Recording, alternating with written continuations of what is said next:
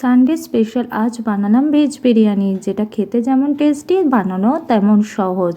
প্রথমে তেলে টুকরো করে রাখা আলু, গাজর, কুচি করা সয়াবিন, পনির, কাজু কিশমিশ ভেজে তুলে রেখে তেলে আদার রস, কাশ্মীরি লঙ্কার গুঁড়ো, গরম মশলা গুঁড়ো, বিরিয়ানি মশলা, চিনি, কাঁচা লঙ্কা বাটা দিয়ে মশলা কষিয়ে ভেজে রাখা আলু, পরিমাণ মতো জল দিয়ে প্রেশার কুকারে একটা সিটি মেরে আলু সেদ্ধ করে সাথে বিরিয়ানি জুসটাও রেডি করে নিলাম।